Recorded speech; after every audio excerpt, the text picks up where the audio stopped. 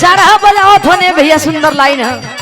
माता पार्वती नाराज है बाबा भोलेनाथ से कि हे बाबा देखा, हे स्वामी रउआ देवो के देव महादेव जी बानी, रउआ देश में पूजाइला विदेश में पूजाइला, इंटरनेशनल देवता रउआ बानी, सबका के रउआ मानतारी दान करीला। हई दादा हो दादा अपना बारे में ना यानी सुकवार शरीर के सोचने के का हो, रउआ गाजा भांग छोड़ देती। कह तरीक लाइन का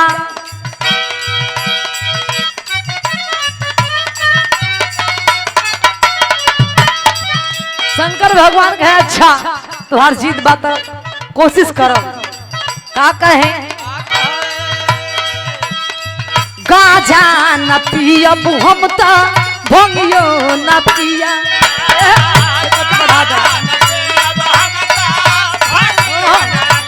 ए गौरा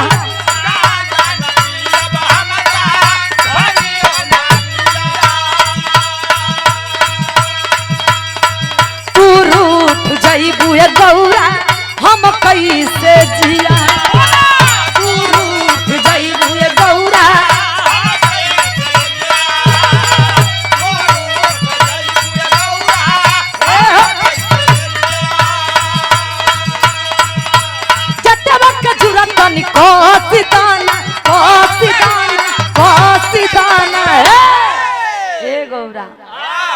ये हमार भोजन बाय के बोन कल चाहता रू ठीक बा, लेकिन वो काम करेगा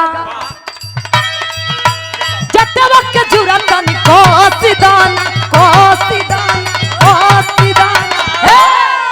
अरे भस्म भभूत तनी घोसिदाना गौरा हो भस्म भभूत तनी घोसिदाना गौरा हो सीदाना।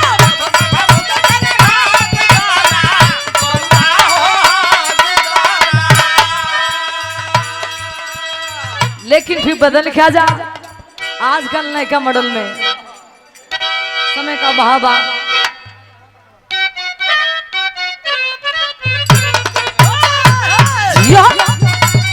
ओह जय हो भोलेनाथ, जागो हे महादेव जी।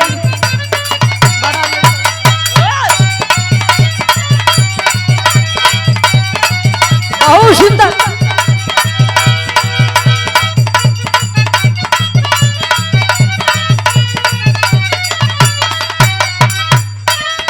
इशारा है हमारे चैनल वाले भाई यूपी की धरती से चल करके आए हैं, बड़ी दूर से बनारस के भैया धरती से चल करके आए हैं बड़े भैया आप लोग। बहन है गाजीपुर की धरती, वीरों की धरती है, बलिदान धरती है। स्वागत है राजकुमार भैया बिहार की धरती पर आप लोगों को। इशारा बा आप लोगों ने खातिर मैटर बात झलक पाएगा कोनो दुल्हन समझावत रही है राजा जी देखा सब धन धुआं हो जाई, लेकिन हई बर्दाश्त ना होई भैया। दीदी हो माई बहनों बैठे नहीं वो दुल्हन समझावे कि अपना मर्द से कहे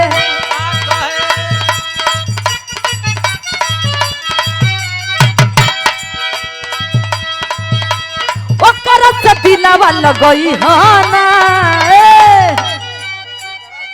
हेलो हेलो ए भैया अकेला भैया गुरुजी सतेंद्र भैया हम इधर हैं, आपका ध्यान किधर है भाई? ए भैया ध्यान मत भटकावा ए गुरु, आज बार हमरे के छोड़ दा। यहाँ के हमनी का इस महफिल का हीरो बानी आज तो कहे का दुल्हनिया गार्जियन ओ करत दिलवा लगई होला मिलला बोलाई त जई हाना राजा हो सुना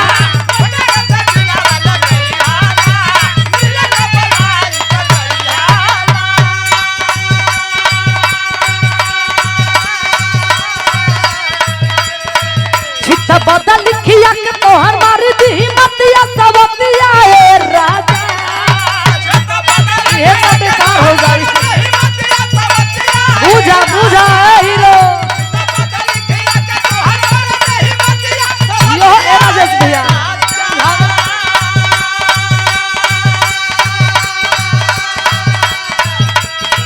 चित बदल लिखिया के तोहर मार दी मतिया सबतिया ए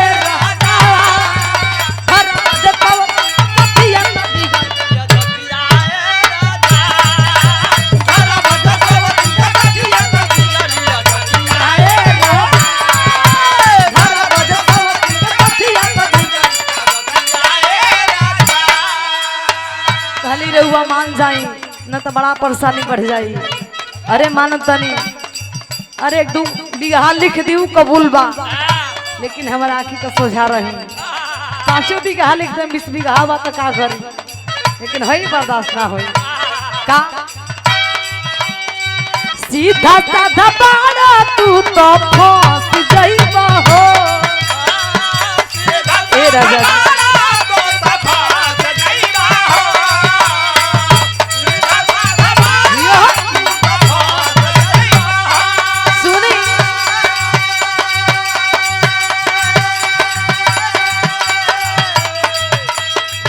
दिलावा के भीतरी ओकर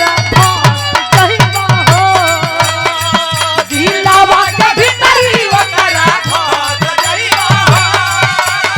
ए अनिल भैया ओहे दुल्हनिया ई बर्दाश्त ना है। सुना तोहर भरे पड़ी ओकर हरा जाना, अबे घरे नहीं थे ओकर मार जाना, पकड़ा दी तो दिक्कत हो जाई।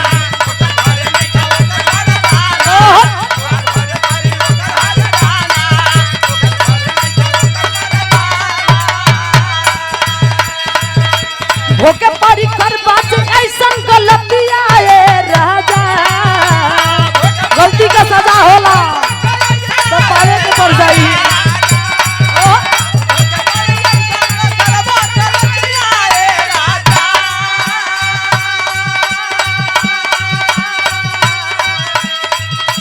भोके पारी कर बात ऐसन गलतिया ए राजा, धर बजतावत का सतिया बिगड़